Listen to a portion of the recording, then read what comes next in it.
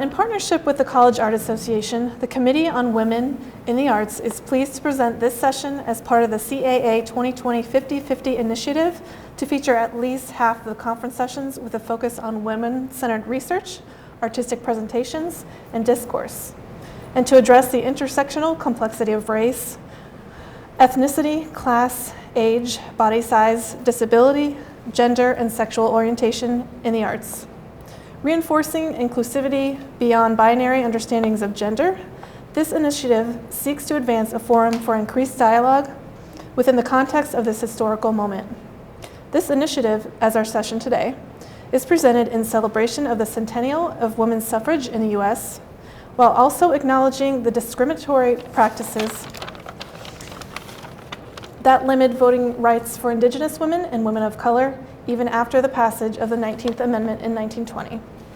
The format of this roundtable will consist of individual 10-minute presentations, first with an introduction by the panelists, a panel discussion with questions from the chairs, myself, Sally Brown-Deskins, and Liz Kim, and a Q&A with the audience. So at this time, I'd like to give an introduction to the panel and how we conceptualized it. The session will consider how artists and scholars have explored voter suppression as a subject matter across historical and cultural boundaries with a view toward examining the present. In the US, voter suppression targets particularly women who are Black, immigrant, elderly, young, low income, and disabled, keeping them from the polls. Since 2010, 25 states have placed new restrictions that make the exercise of fundamental voting rights harder. This change has been worsened by the 2013 Supreme Court ruling that struck down a key provision in the 1965 Voting Rights Act, enabling states to institute discriminatory voting laws. The legacy of Jim Crow laws persists through the recent shifts in policy, while disproportionately affecting growing voter groups such as Latino voters in the US. In these political times, historical lessons can be drawn from the past in the ways women have collectively fought against political silencing. Our roundtable panelists will address and illuminate how artists and activists work and have worked creatively to resist and fight voter suppression for women, as well as reflect on broader political suppression issues for women voters. From the Chicana feminist art of the 1970s to public art interventions in the Trump era to the imagery of the revolutionary women of the Black Power movement, the session aims to take a broad and reflective approach to this politically urgent topic. And in putting these papers and this session together,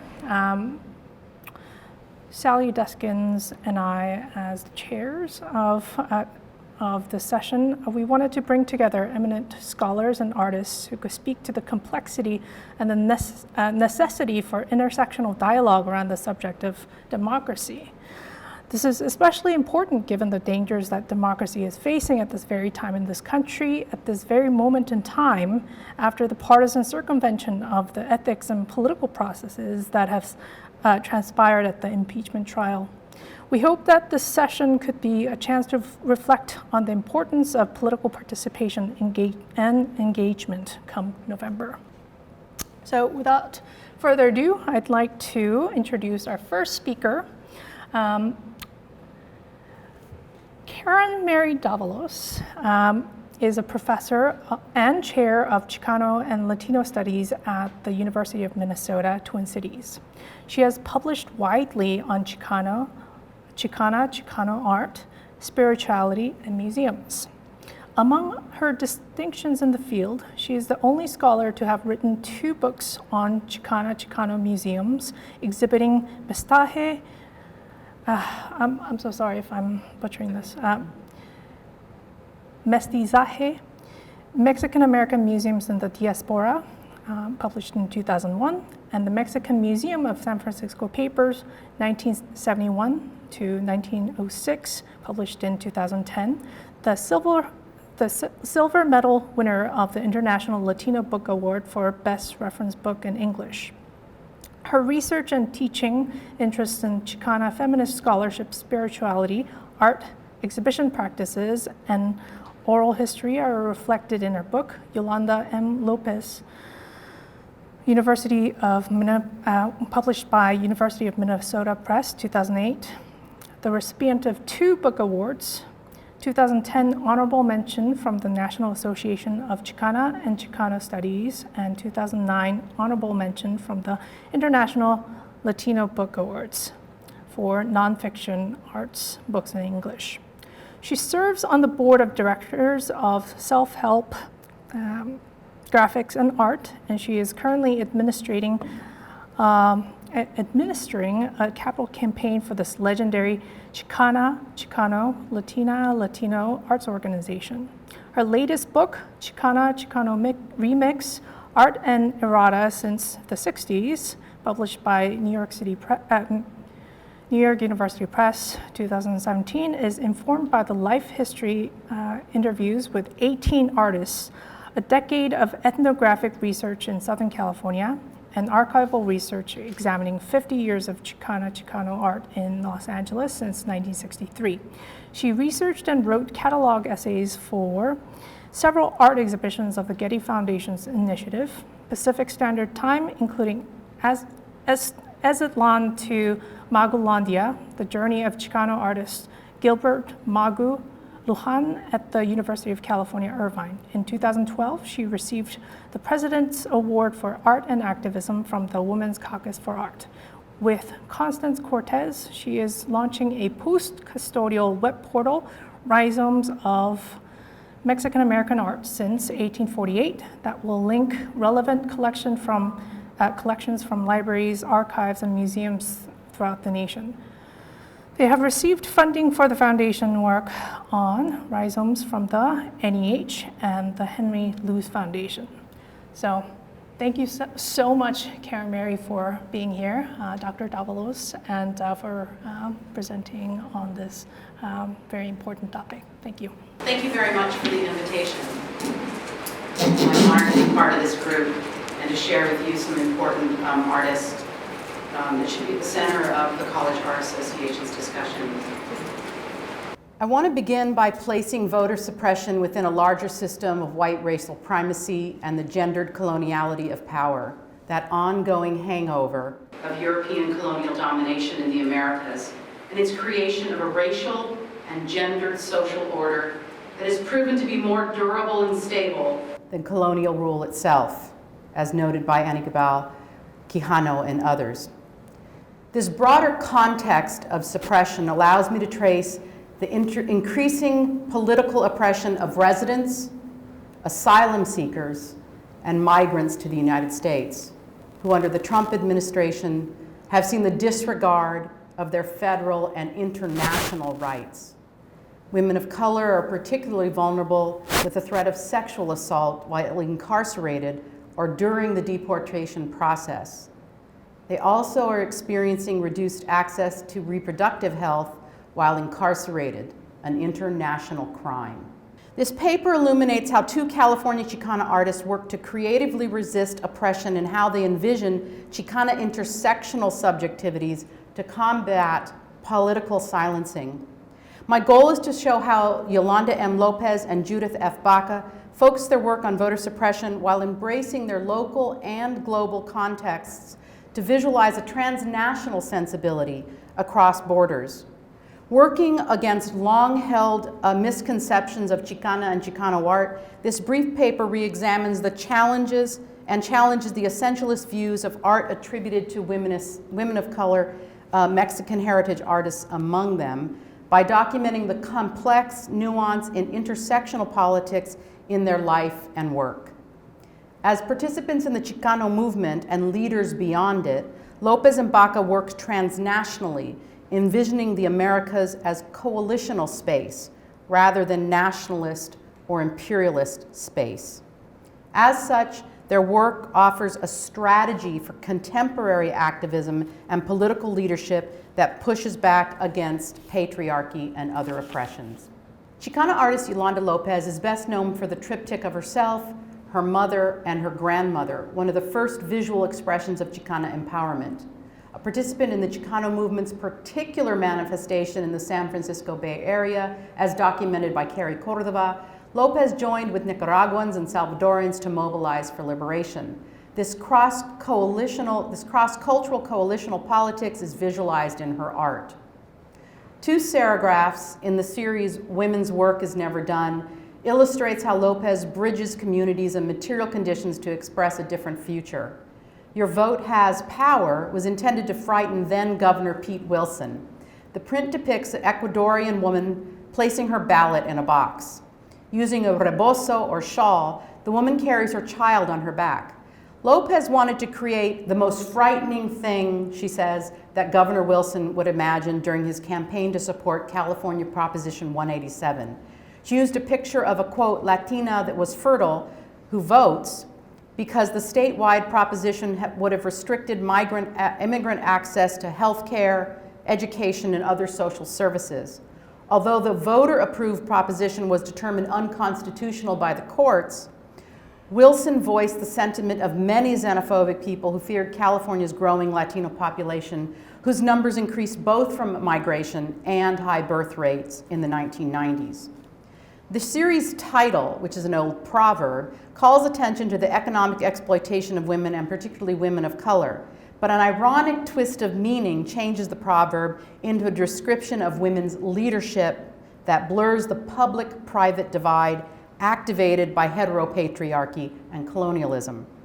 Lopez strategically places a fertile Latina who votes to confront the xenophobic misperception of Latinas as welfare moms who burden society. Indeed, an image of a dark brown skinned woman who is casting her ballot while also caring for a child requires new mental calculations. The print proposes that Latinas are caretakers, politically informed, and active. Notice the 2 marked boxes at the corners of the poster to indicate repeated commitments to democracy. The pedagogical lesson is that Latina's work is the civic engagement and political representation that she is doing, while also teaching future generations to do the same. Another poster from this series also joins activism in women's labor across time, space, and race. From South Africa to North America depicts Amy Bile, the anti-apartheid activist killed by 4 black men while working for social justice, and Melanie Jacobs, her friend and roommate at the time of her death. In the background is a historical photograph of U.S. suffrage movement, linking women's mobilization for the right to vote to political representation for racialized people across the globe. But by using Biles and Jacobs' images, the print avoids the white-black divide, a powerful tool of racial oppression, and visualizes coalitional politics across difference. The pedagogical lesson is that women's work is the formation of these coalitions that unite people through affective bonds that transcend race and class. Influenced by West Coast conceptual art and its emphasis on verbal and visual puns, Lopez's series, Women's Work is Never Done, turns the old proverb on its head. It does not reference the monotonous household labor of women, but their engagement with democracy. Judith F. Baca has made an artistic career by emphasizing the transformative power of public art and collaborative art making. She has been doing public practice before it became a field of study and a sensation. Baca is recognized for her leadership at the Social and Public Art Resource Center known as SPARC in Venice, California, for producing the half-mile-long mural, The Great Wall of Los Angeles, with over 400 at-risk youth, and for mural production and preservation across Southern California and beyond. Largely undocumented, however, are the exhibitions that she has supported and produced at the arts organization that she co-founded in the 1970s. So since its inception, the SPARC Art Gallery has evidenced a consistent insurgent consciousness and critical position about local and global politics, the art scene, the environment, and then presents that work not dependent upon nationalistic, patriarchal, or homophobic logics. While the exhibition space has launched the careers of dozens of non-white and women artists, Chicanas among them, the gallery was never intended as a springboard into market success. For Baca, the gallery was meant to produce social change and to provide a desperately needed space, in her words, for an alternative to commercial valued art world. 3 interrelated exhibits serve to illuminate how Baca promotes an expansive critical discourse. Elect This focused attention on the debates raised during the presidential campaign of George W. Bush and Al Gore. The reprise to Elect This in 2008, Death of the Bush Era, What's Next, and its companion show, How Does a Patriot Act? These shows included artists from diverse cultural, religious, and social backgrounds and of various ages, genders, and sexualities. This diversity is the norm at Spark, and for years has confused scholars and critics who narrowly understood Chicana feminism. They could not see her cross-race, intergenerational, gender non-binary, and queer-inclusive activism as originating from her Chicana feminism because they assumed it could only support Chicanas, or women, or Mexican Americans. Elect This is exemplary of Baca's activism and the artivism and the inclusive critical consciousness she fosters. In the fall of 2004, oh, I have the wrong slide, sorry. The Spark Gallery became a physical space for collective mobilization and political organizing, as did the Spark website. In the gallery, the Spark team presented spoken word artists, including Mark Gonzalez, who is recognized for his intersectional analysis of power and inequality, a conversation about the Patriot Act with Stephen Rode, former president of the ACLU, and an artist panel. The exhibition reached over an unprecedented number of people, over 42,000, including international visitors who logged onto the website. On election night, the gallery again became a site for political engagement as the audience watched the election results, heard from speakers who analyzed the presidential campaign, and danced and drummed to the musical troupe Chicks with Sticks. At the end of the evening, those gathered asked, "What now?" as the electoral votes of Florida were undecided. This led to another exhibition, What Now? Artist's Proposal for America's Future. The reprise of Elect This in 2008, here's the slide I should have for you, yeah. Death of the Bush Era, documented atrocities perpetrated under the Bush administration, particularly the human rights violations committed by the US military at Abu Ghraib. As with the previous exhibition at the start of the Bush presidency, this one emphasized the importance of civic engagement, voter registration, and the voices of people typically marginalized by our political process. Its companion exhibition, Just How Does a Patriot Act, evidences how Baca and her team activate the Spark Gallery. The call for artists asked for works on this theme and for action. The exhibition created a forum for conversation and debates across a diverse population with a shared vision and commitment to global democracy, not simply at the national level. For Baca, authentic liberation is worldwide and cross-species. So similar to Lopez, Baca promotes a cross-coalitional politics to achieve freedom and democracy. Thank you. Thank you so much. That was an excellent presentation. I'm excited for our discussion. I'm going to introduce Marshall Reese. Marshall Reese is a Brooklyn-based artist working in video, information networks, custom hardware and software, editions, and temporary public art events. Since the mid-'80s, he has collaborated with Nora Ligorano as Ligorano Reese. Their work is an ongoing investigation into the impact of technology on society and the rhetoric of politics and visual culture in the media. Ligorano Reese have presented 7 site-specific public works at the U.S. political conventions, focusing on climate and political issues. They are currently organizing the School of Good Citizenship in August in Charlotte, North Carolina, in collaboration with Charlotte-based artists and institutions to engage a broad, diverse, local community around civic engagement through spoken word poetry, visual art exhibitions, public art, film screenings, panels, and artist workshops. Thank you. It's a pleasure to speak with you today, and I appreciate Sally and Liz and Calliope for inviting me, and it's a pleasure to be with Karen, Mary, and Joanne. Nora couldn't be here today, and while Nora and I don't specifically address some of the key topics of the panel that is about the suppression of women's votes, we do work with art around electoral issues. In 1992, Nora and I started the series Pure Products of America. It's an edition of multiples. This is the Contract with America underwear, the second Pure Products of America that we did in 1995 in response to the Republican majority of the taking of Congress. Contract with America was the first national campaign in an off-year election. And when Nora and I saw the Republicans' strategies for this, we were convinced that it was very cleverly marketed. It did win marketing awards. And we thought a response would be to create some kind of absurd product. We came up with this. We mailed it to a number of elected officials in Washington. And the productness of this political exercise was revealed to us, or affirmed to us, when the Republican National Committee threatened us with copyright infringement. In 2001, on the anniversary of the Supreme Court stopping the Florida recount, we published the W collection, which consisted on the right of Bush v. Gore dish towels, Honey Money, and the John Ashcroft snow globe that played White Christmas.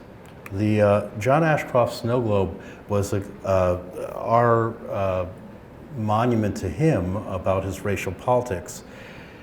Chris Christie, who was then a federal prosecutor in New Jersey, liked it so much he gave it to General Ashcroft as a gift. And when his assistant was told our reasonings for making it in Ashcroft's likeness, he said, "That's too bad, because we were looking for somebody to do his official portrait." So he lost that opportunity, but that didn't stop us, because we did a portrait of John Ashcroft anyway convicted of a crime. He's holding a placard during his announcements on the war on terror. But because we realized that since the Bush administration was filled with so many criminals, we might as well do a series of mugshots of all of them, and we published them as a postcard book that we sold on the streets of New York during the 2004 Republican Convention. And this is really the first time that Nora and I did anything at the conventions. It engaged us, it was energetic, we had great response from the public, but at that point we hadn't really thought that we would be devoting or creating a series of works around the conventions.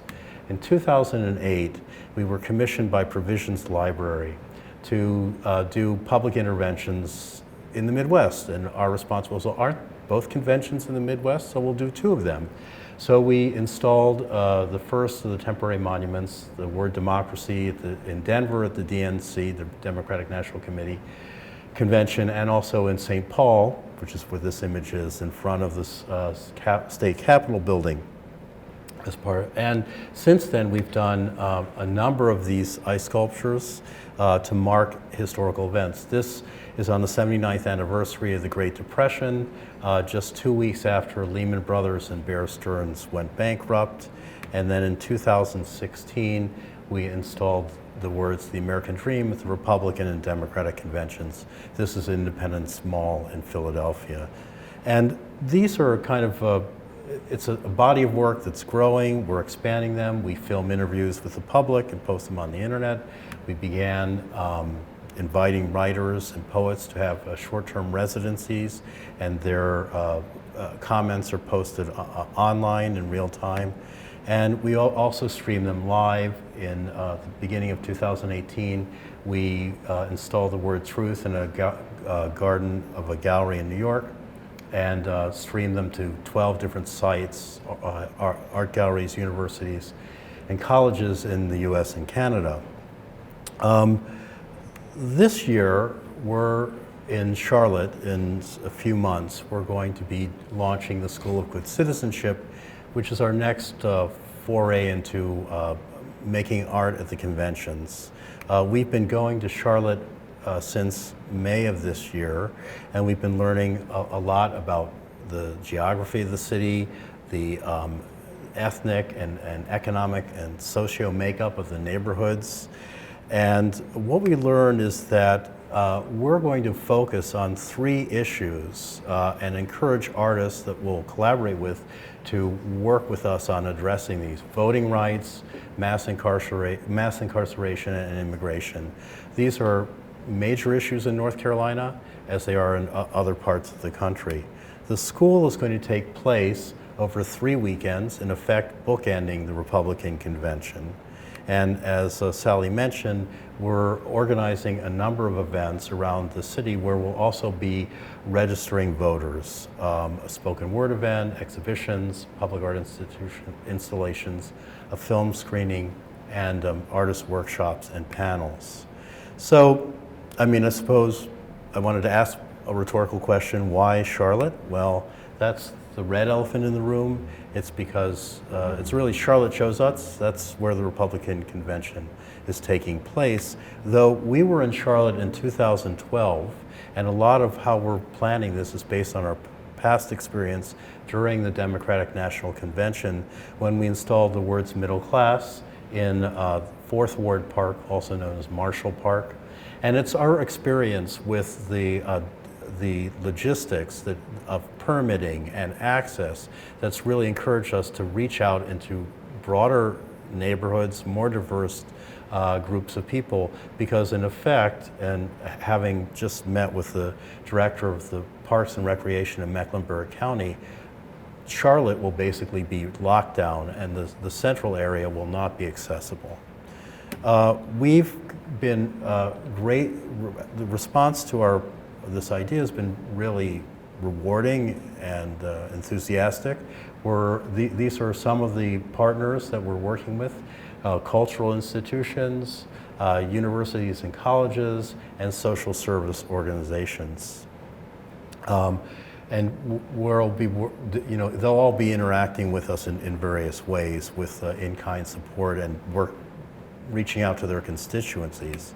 And of course, public art work that we do would not be complete without also a temporary monument. So we'll be installing the words "We the People" in a city or park on the weekend before the RNC takes place. And we'll be activating the space with a number of public events, including a racial healing circle, that's being sponsored by a consortium of schools for the Racial Healing and Transformation Consortium. That's Queen's University, Johnson C. Smith University, and UNC Charlotte. The weekend after the RNC, we're hosting a Civic Saturday, which is something that Citizen University, that's a nonprofit in Seattle, has come up with to help people think about what citizenship means in these times and work at creating shared sense of purpose. So we're looking at this as not the end, but really the beginning of a continuing work. The School of Good Citizenship will last after August, going into the fall. And Nora and I are passionate about voting rights, about encouraging people to be active in civic affairs, and we're looking at this to be a step toward doing that. So thank you very much. Well, thank you so much for that wonderful presentation, Marshall. And we look forward to you and Nora's work come August. I think it's going to be very important. So thank you. Our next speaker is Joanne Morgan. Joanne Morgan is a retired author and distinguished scholar who set an early course for art historical dialogues around race and representation. After receiving her PhD from UCLA, Joanne began her career in the 1990s, and from an early point on, she had led critical disciplinary discourses on corrosive African American stereotypes in visual culture and in the arts, like in an article Mammy the Huckster, Selling the Old South for the New Century, published in 1995 in the journal American Art, and her book, Uncle Tom's Cabin as Visual Culture, which was awarded the Peter Seaborg Award for Civil War Scholarship in 2008. Throughout her career, her scholarship has been a sustained voice on American race relations as shaped by art and media representation. She retired from her decades of work as Professor of African American Studies and Art History from Western Illinois University just last year, culminating her esteemed career with her 2019 book, The Black Arts Movement and the Black Panther Party in American Visual Culture, published by Routledge, examining the politics of visual representation across arts and media in the mid-1960s through the 70s. In this new work, she examines the nuances of the varied representation of the Black Power movement, where while their images were distorted and appropriated by the media, within the movement and in regional communities, artists voiced their dissent through the power of visual arts. So without further ado, I'd like to introduce Joanne Morgan, Dr. Joanne Morgan. Thank you. Thank you, Sally. Thank you, Liz. That was probably the best introduction I've ever had. Usually it's just a couple of lines. My goodness, I'm honored. Thank you for including me in this roundtable. I liked this opportunity to take another look at some images that there was a chapter, and here's the book. I also have flyers if anyone wants to order it. I did a chapter in the book on picturing revolutionary women. It's mostly, I concluded, it was actually the last chapter I wrote, mostly images of men. And so I kind of thought about that at some length, and it is still sort of perplexing of all the imagery of Black power in the media, I'll say, even in the various movement media, it is predominantly men. So I appreciate this opportunity to look again at the images and think about a different aspect of how the images came into play, and that is the role they played in electoral politics, perhaps. Okay, ready. Consider the phrase, revolutionary women in Black Power politics, not Black Panther. Does an image come to mind, shaped as much by media depictions as self-representation? We think of an afro, a fist in the air, dark clothes. There's a kind of image we get. So how might that image have been useful in either advocacy or maybe by the other side to invigorate electoral politics?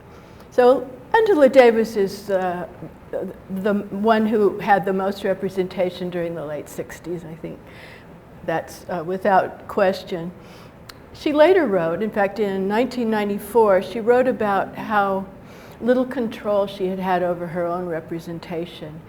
Quoting Davis, "I was portrayed as a conspiratorial and monstrous communist or a charismatic and raucous revolutionary. Sometimes the same photo could be used by either extreme to express that dichotomy of image. Sympathetic portrayal," said Davis, "presented her with mouth wide open, ready to lead the masses into battle." You know, everything there but the... But I discovered she was actually a shy scholar. Her speeches weren't necessarily rabble-rousing, but well-prepared. She was, after all, an academic, still a graduate student when she first gained notoriety. And I noticed in this particular picture of an event of which several pictures were taken, she's holding her notes, you know, much like we do. So it kind of presents a different picture of Angela Davis. Also, I think everyone here knows how cropping can really affect an image.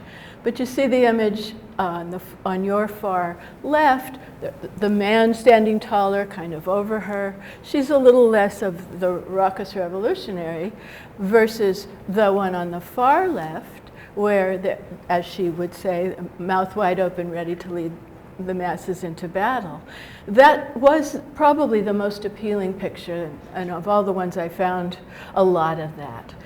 You see it here, the cropping, we're really zooming in on the face, so forget those notes. That was in the Black Panther paper, and scores of posters were made. Davis was a graduate student at UCLA and a member of the Communist Party USA when she was hired by the philosophy department to lecture on Hegel and Kant. Right-wing columnist Ed Montgomery in the San Francisco Examiner in print called her a known Marxist, a gunrunner for the Black Panther Party. Governor Ronald Reagan heard about this and lobbied the UC Board of Regents to block her contract. According to Reagan, communists are an endangerment to this wonderful system of government that we share and are proud of. By demonizing Davis, Reagan burnished his anti-communist credentials, the core of his political foundation, while disparaging student protesters and inciting fear among conservatives about rising black activism. Davis was pleased, however, that the photograph chosen for news coverage brought attention to her support of the Soledad Brothers Defense Committee. In it, she demonstrates with Jonathan Jackson, 17-year-old brother of one of 3 Soledad prison inmates accused of beating a guard to death despite an absence of any evidence. During Reagan's year-long campaign against her teaching, Davis got letters, "Go back to Africa," and "Go back to Russia." Fearful, she purchased 4 guns. 6 weeks later, Jonathan Jackson took those guns to the Marin County Courthouse and attempted a hostage swap for his brother's release. The incident escalated into a shootout with guards, leaving 3 dead, 3 wounded, and Davis charged with murder. An article, The Path of Angela Davis, detailed her life from promising childhood to desperate flight. I could stop a minute and just have you notice this image. I've always found it really interesting. I think here's that monstrous communist that she said she'd been portrayed as, a stealthy expression, head down, really fairly darkened skin, and the way the hair is just like intruding over the whole frame of the cover. So I think this was meant to show her as a scary person. And it worked inside as well with the wanted poster that had recently been issued. Life had 8 pages, there were 12 photos, so it's the full spectrum of her in as a little girl in a Girl Scout outfit with her family, and kind of a theme of like good girl gone bad, I guess it would be a simplistic way to say it. Interesting about this, on August 18th, 1970, J. Edgar Hoover added Davis to the FBI's 10 Most Wanted list. This cleared the way for her to be shot on sight. Media coverage changed after Davis was caught October 13th, 1970. See the 2 magazine covers. Suddenly she's caught, she's in cuffs, of course they're highlighting that, but note her skin's a little lighter, her expression is maybe, I don't know, pensive. This same photo on the cover was used inside, where the text referred to her as the brilliant, black, and beautiful Angela Davis. She had lived at the crossroads of 2 cultures, a unique blend of academe and the angry ghetto. As an intersectional subject inhabiting social locations as an African American, a university student activist, a member of the Communist Party USA, Davis was the ideal target for Ronald Reagan. Throughout his political career, Ronald Reagan cultivated 3 adversaries: communists, welfare bums perceived as black people, usually women, Student protesters, of whom he said they are spoiled and don't deserve the education they are getting. They don't have a right to take advantage of our system of education. Raging against Davis boosted his national reputation with conservatives and made him a darling of Dixiecrats. After a stint as California governor, 1967 to 1975, as we all know, he became president of the U.S., 1981 to 1989. I think more could be said about this. We usually go back and blame Bush for Willie Horton, but in a way, Reagan was there before him. He could have at least sent her a thank you note, I think. Angela Davis, as it turns out, was somewhat instrumental in, ironically, Ronald Reagan's future. Kathleen Neal Cleaver was PR savvy from working with SNCC when she met Eldridge Cleaver, who recruited her to help defend Black Panther Party co-founder Huey P. Newton, charged with the murder of an Oakland policeman. They later married. It was Kathleen Cleaver who was behind a lot of how the Panthers maintained a public presence, the demonstrations, some of the using of signs, a lot of the, just broadly spoken, the public relations campaigns. She was really very much the spearheader of those. She had later explained her reasoning behind Panthers protesting. Quote, "You announce a demonstration, you make leaflets to get people to come, and you send out press releases so the news will cover it, so it will be public if something happens to you." Eldridge Cleaver, Black Panther Party Minister of Information and close associate of Berkeley leftists, formed an alliance with the new Peace and Freedom Party in January 1968. Panthers registered Black voters. The Peace and Freedom Party shared their sound truck and gave money to Free Huey Legal Defense. So it was an interesting alliance. I don't know that enough has been really said between that collaboration. The Peace and Freedom Party was white anti-war activists in Berkeley, a lot of students.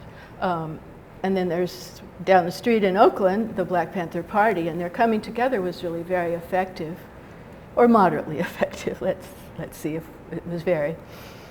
So the mostly white Peace and Freedom Party selected Eldridge Cleaver as their candidate for US president. This is in 1968, and Kathleen Cleaver for California State Assembly.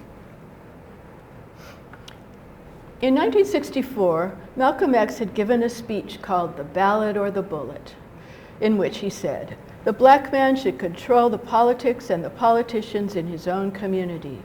We will have to carry on a program, a political program, of re-education to open our people's eyes, make us become more politically conscious, politically mature." Invoking Malcolm X, coverage in the Black Panther newspaper took his ballot or the bullet theme literally. The Peace and Freedom Party candidacies of Kathleen and Eldridge Cleaver brought thousands of students and African Americans to the polls.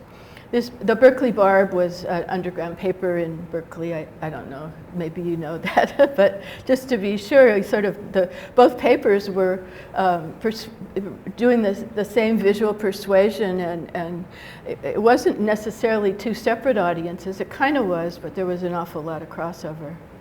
So what happened after that? Well, they didn't win. I think we'd know if they had, but by 1970, these new voters were instrumental in electing Berkeley Councilman Ron Dellums to the U.S. Congress, where he served until 1998. The seat is currently held by Barbara Lee, who won the office the next time around and still holds it. Elaine Brown was chair of the Black Panther Party from 1974 to 1977, while Huey Newton was in exile in Cuba. In 1973, she ran for Oakland City Council alongside Black Panther co-founder Bobby Seale, who ran for mayor.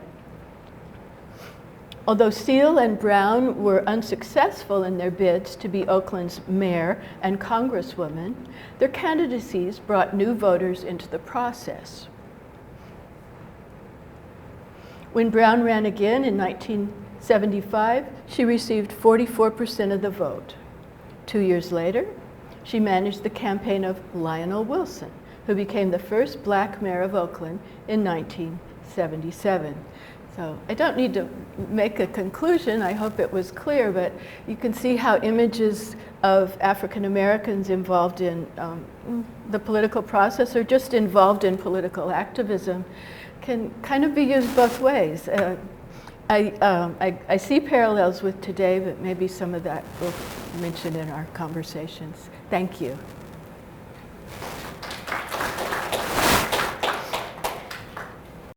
Thank you so much to all of our panelists, both Dr. Morgan, Mark Reese. At this time, I'd like to bring up some questions that was engendered by various papers that were given. And I'd like to pose some questions about the relationships with regards to the processes of voter suppression. Our speakers each gave different accounts of how voter suppression is enacted within the political process, whether it's through the media or whether it's through enactment of laws and rhetoric, or whether it's through the use of imagery of political figures and their power within the realm of American politics.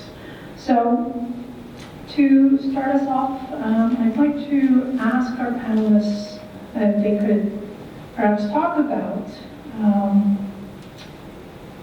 the fact that it is well documented that racial and ethnic minority voters, especially Black and Latino citizens, are more likely than white voters to face barriers at the polls, which is an erosion of their basic political rights.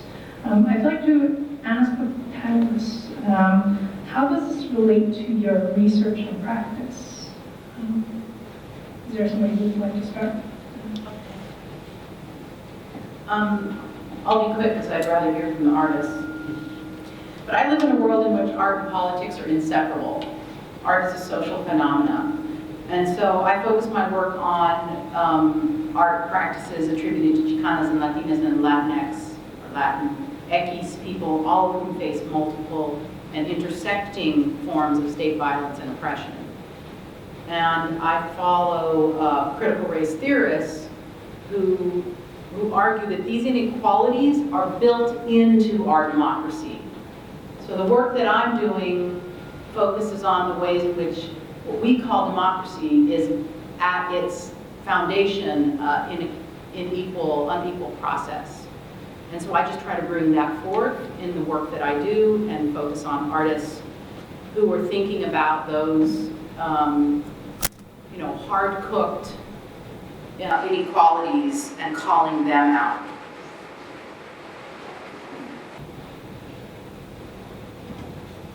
I think that voting disenfranchisement and restriction of voting rights is very much an American tradition, and it's certainly exacerbated over the last decade, and I think that the conservatives realize that they're mostly in the minority, and so that they have to develop a political structural system to make sure that they get the votes that they need to stay in power, and that's making voting difficult for people. And with the Citizens United decision and the overturning of the Voting Rights Act, these tools are being accelerated to maintain conservative power in political office. Charlotte is very interesting because North Carolina has been very much in the news over the past 2 years. They've had several court cases that have gone to the higher courts, and even to the Supreme Court, which refused to hear a lower court's decision. And things are in flux. So I know that Nora and I are looking forward to trying to affect this change in North Carolina, and I think it's all about getting out the vote. And hopefully that'll be the case to make some changes. Well, in my work, let's refer to the research I've done. I think the fact that, particularly the last 2 women I showed, and the activities to register voters, to align with another political group, to form a coalition with white students, in effect, is somewhat overlooked. In the reading I did researching for my project, it's not as something a lot of people talk about. I think it's really kind of interesting that what people know that don't research the period, that say don't know much about the Black Panther Party, may not even know they were involved in electoral politics. Certainly the widespread get out the vote drives that they did. But Elaine Brown was especially astute. That's a little later than the 60s. It's the early 70s. But I had several pictures of she or Bobby Seale in a bakery, and it looked like Iowa, kind of. They were really doing that. Well, do people still do that? I don't know. Are there, like the Black Lives Matter movement, is there, and that we don't know about? I'm just curious, who's doing the get out the vote? And we hear all about the voter suppression, but I don't think news covers the other side. Maybe that would be a way to fight back, is to give more oxygen to the, and I'm just not learning about it. I know there are souls to the pool, and there's lots of activities. But I don't know, relative to my work, I think it's something that's not known. One of the many programs that this particular group of Black Power activists were really committed to. I'm sorry, no. One of the UNCC groups that we're working with, the 49er Democracy Experience, they started in 2012, I believe, and their raison d'etre is to register votes on campus. So we're trying to expand that into more of the city. Thank you all. The second question for our panel discussion we have is, how does voter suppression affect women in particular, and how has it informed your work? So in recent years, there's been a continuous assault on access to the ballot box in the form of stricter voter ID requirements, meritless claims about rigged elections, and baseless accusations of voter fraud. In the past, these efforts were aimed at eliminating African American voters from the rolls, and today new laws seek to eliminate voters of color, the poor, and elderly, groups that historically voted for the Democratic Party. What I think is happening is those efforts intersect in the lives of women of color. And so what I would say is it informs my attention to that intersection, not just for Chicanas, but for all women of color, because women of color tend to be at the lower socioeconomic status. And I think in terms of how it informs my work, it's really just paying critical attention to what I tried to demonstrate is the artists that I'm interested in, they're not single issue folks, you know, they're looking really complexly at complex issues. They understand that interrelatedness, and they're trying to bring that forward. And I think that's what the moment we are at, that if we think of these things as something that only affects women or something that only affects people of color, we're going to miss the moment that it affects all of us. And that's what I tried to bring forth, that the lesson, the pedagogy from these Chicana artists is we need to see those intersections for what they are, to understand that we are all being, we're all losing power under democracy. As weak and as fragile it is the tool that we have, and we're losing our own voices. I want to just continue along the lines that Karen Mary mentioned, that you know, the intersectionality of people's interests. I think that it all relates. If voters or voting is restricted, then politicians will address the issues that benefit everybody. You know, from health care to child care to better wages and training. I think these are issues that affect our society. And the more people that can be enfranchised into being active as voters and as citizens, the more our political leaders will have to address our interests, the interests that provide the most benefit to people. Thought I answered that the other time. I do want to share one thing that just really has been resonating with me, especially thinking again about Angela Davis and how useful she was to Ronald Reagan. And in our current time, it's really upsetting me to see that same tactic. And I think women are demonized, not just African American women, but particularly women of color. I'm happy that I'm not hearing about the squad too much lately, but for a long time we really were. You just see this continually, the demonizing of women, the women can't win. All of this it's an overload of negativity about why women should be in the process. And I think everyone has to push back about this. I think that the media loves to play their side, that side. And they love to get an argument going. Someone says one mild thing and suddenly they're pairing up, usually a woman, a person of color often, with someone more mainstream. Even the dialogue, a mainstream candidate versus, I mean, they're playing us. They just playing us, and is there any fight back? I hadn't ever, well, I guess I thought about it, but how useful Angela Davis was. I thought about how she was demonized in the media, but I always saw it as this sort of the forces of the media, conservative mainstream versus the counterculture. But the fact that, like, to just really bring it all down to, yeah, that guy used him.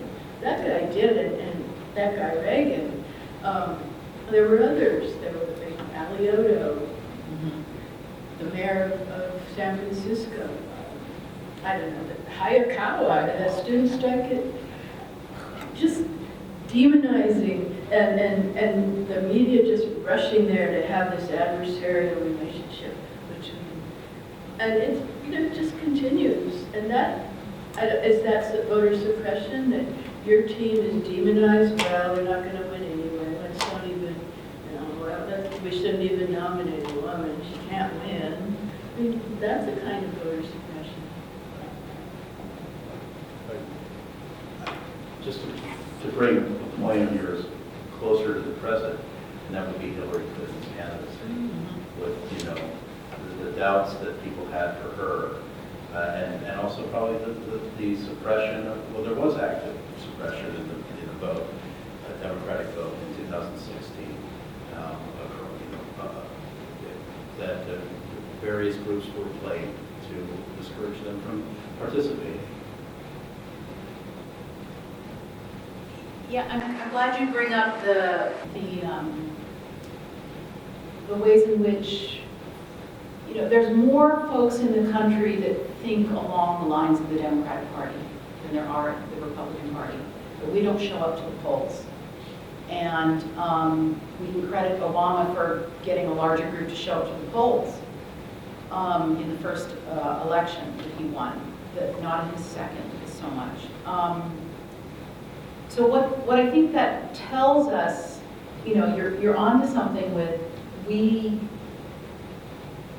I'd have to say that the folks who would favor the platform of the Democratic Party, we fall for that representation that we see in the media puts forth or circulates. And I have to speak broadly because now it's social media as well, which is absolutely controlled by the Republican and the Democratic Party. It's you know, the platform that we thought, this dream of the utopian expression of, you know, individual expression through social media, that never happened. Or if it did, it was very, very briefly when things like Facebook and MySpace launched. But if we're going to get past that, the trick is, how do we then hear a message that brings us to the polls? And again, I turn to the artists who were showing us that we cannot abandon this process. You know, we cannot turn away from the very moment where our lives are at stake. And we're living under I'll say a fascist regime that is very, very dangerous, with people who speak out against the presidential the office of the president are losing their jobs, are forced out of doing the kind of work that they are charged to do. And no matter how much I distrust or other people distrust the processes, to stand by and do nothing is no longer an option. You all bring up a very important point in how politics feel like today, the sense of sort of powerlessness and almost apathy towards what's happening at this time, the type of kind of, you know, misuse of power that's being flagrantly, just without any regards to ethics, just being, you know, put upon the people who are just doing their jobs, or doing their jobs.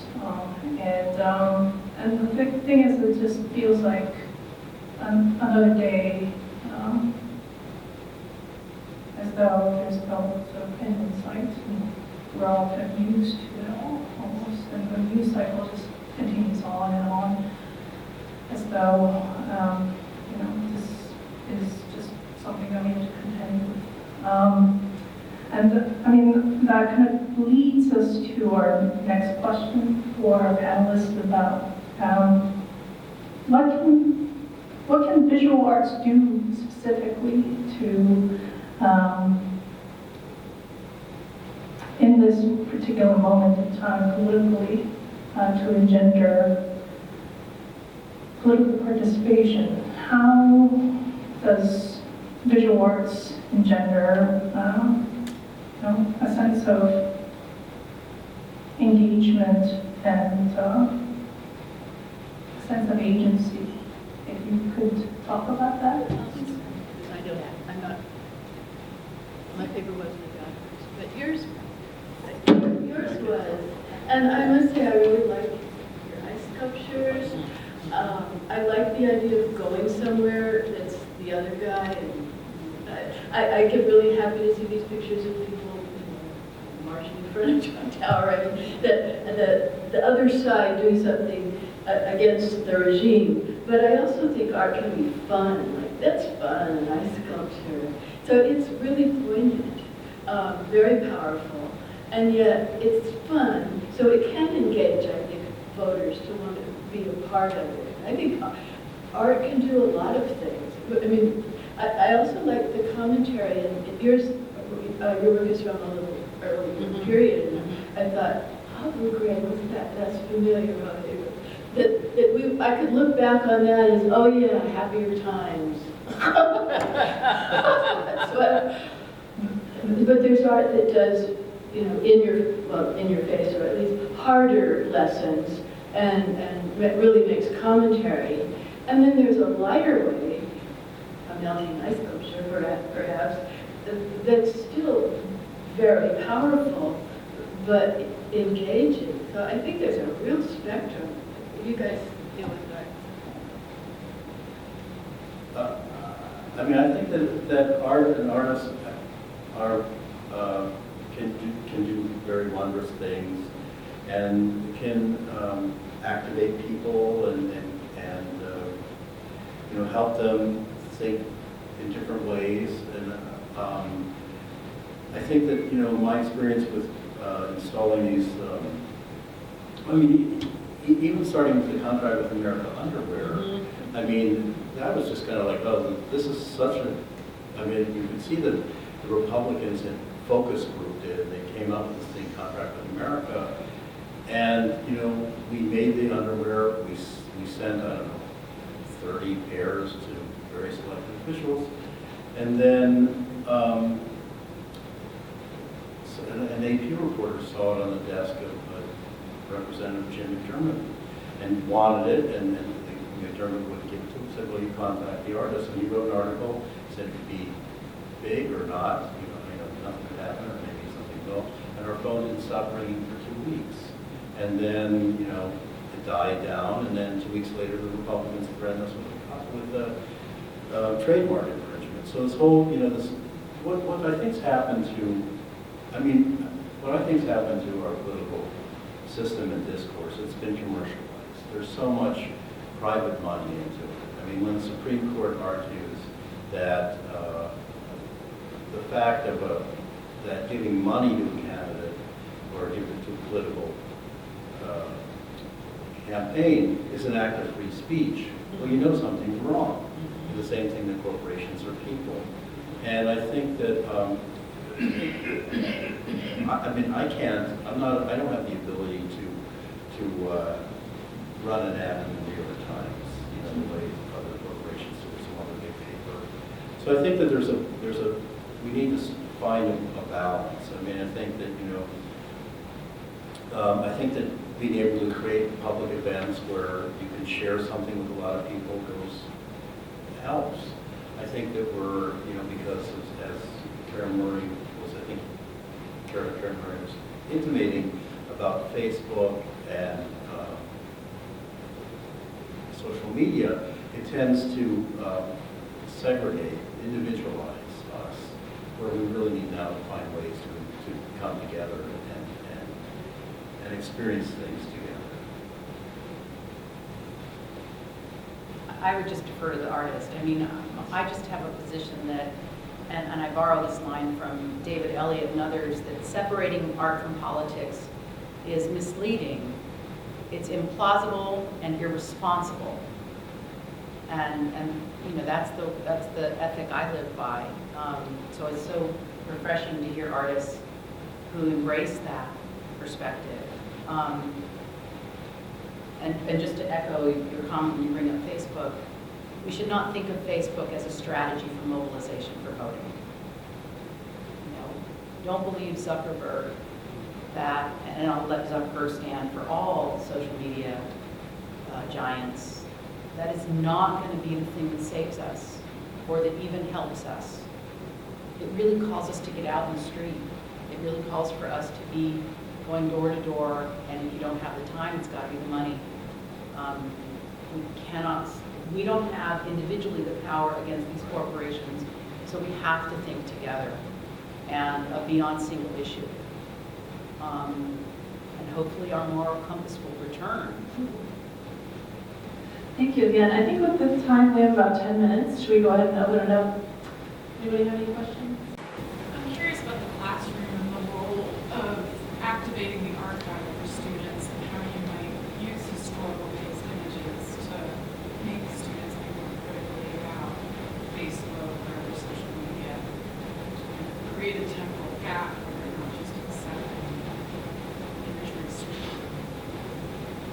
That's something you're thinking about as you're teaching in the classroom. Yeah, I mean, it's not only what I think about, it's how I structure my curriculum.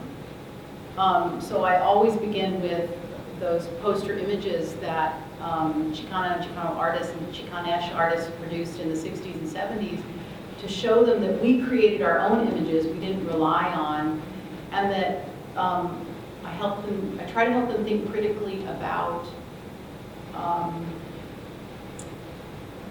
want to call it the swiping. You know, like it's oversaturation. I have colleagues my age, so it's not just a young people thing, I'm trying not to sound ageist, I have colleagues my age that say, oh, I do that at night to go to sleep. And so what I teach art students to do, and I'm not in an art history department or anything, and I'm not art history trained, but visually informed studies, I try to get them to understand you have to look deeply at an image to understand it.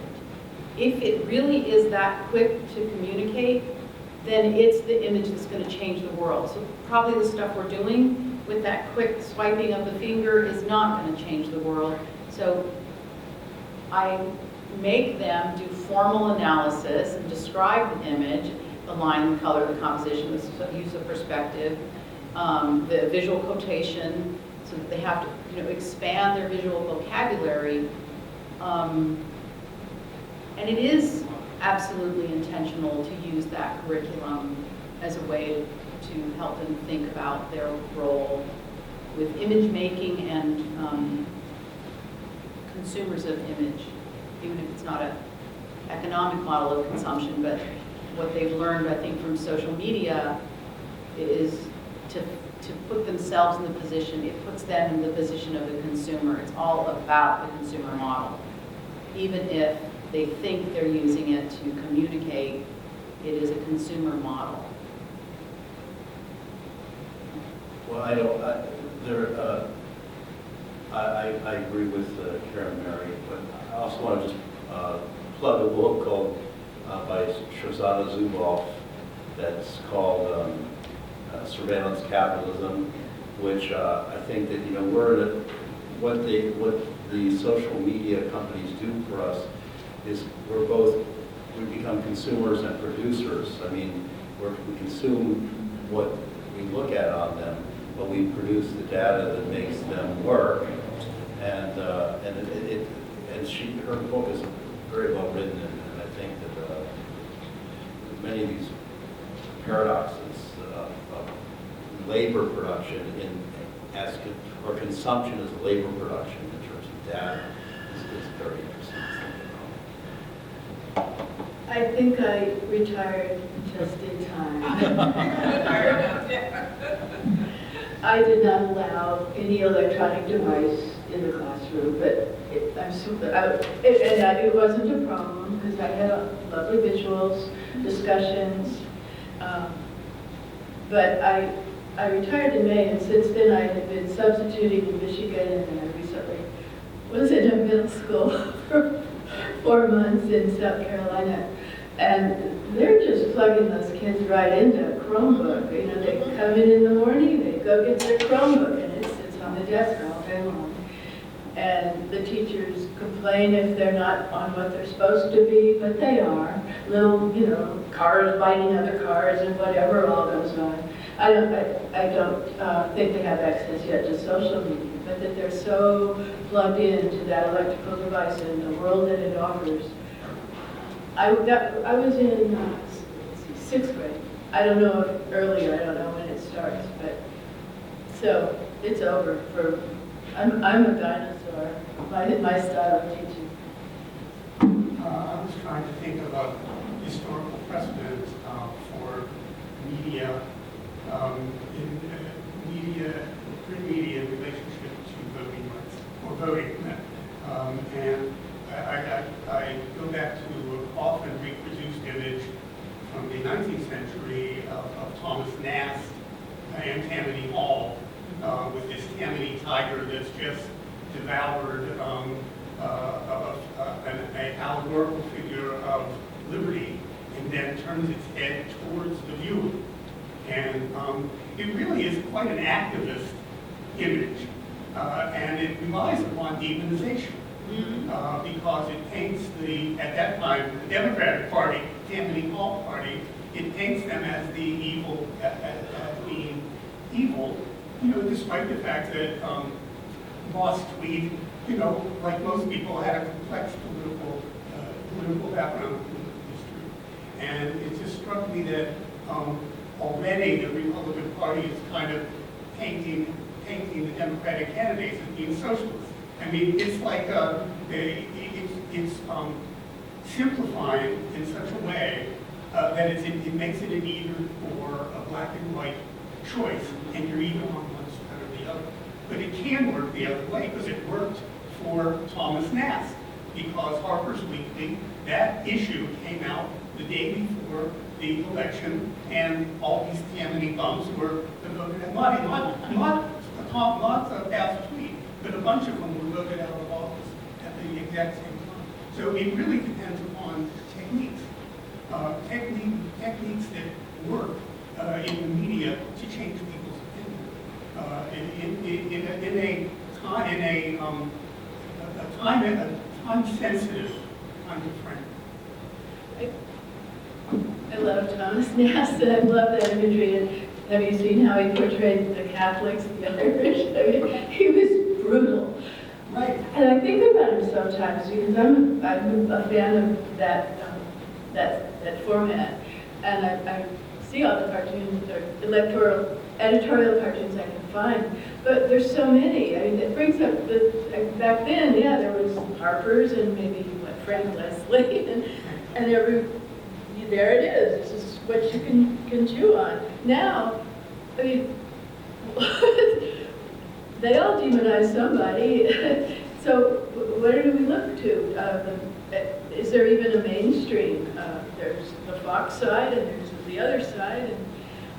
And throw up my hands if there was only some basic stuff that we could fight back. Yeah. What do you mean? What image could do anything? The baby Trump lamp. I thought that was good. But where is our Thomas Nast? I thought about this a lot, and the Trump baby Trump limp is great, but I think that the tenor of our times has changed, and I don't think there's room for irony anymore in representing politics. I mean, I think about the yes men who are very effective. I know they're doing things, but you don't see them, or you don't, as active. I know they are active, but you don't see, so what would, if they spook somebody, I mean, what kind of power is that going to have now? I think that, Trump is a very skilled manipulator. He comes out of television, and for me, I think that, I don't think things are difficult, but I don't think we should be disparaged. But I do think that what surprises me is how much American culture is still motivated and powered by television. And Trump is a master at television. Well, I think what I would like to add to that is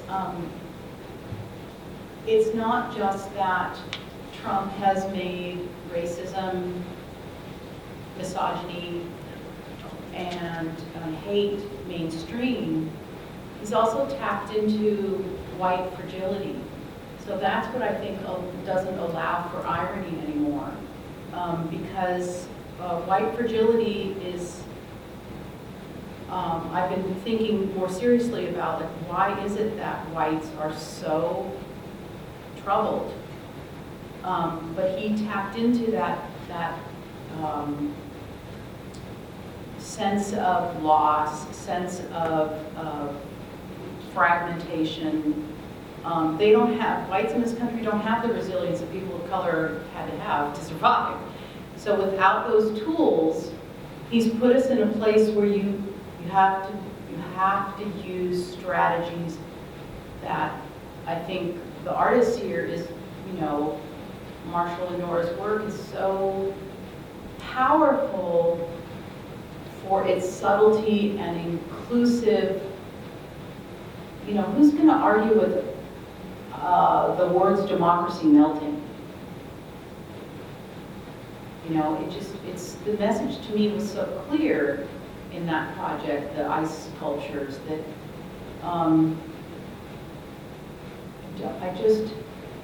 I think we have to be much more clever visually to bring folks that are fragile to the same realization that everybody in this room is probably having, you know, that we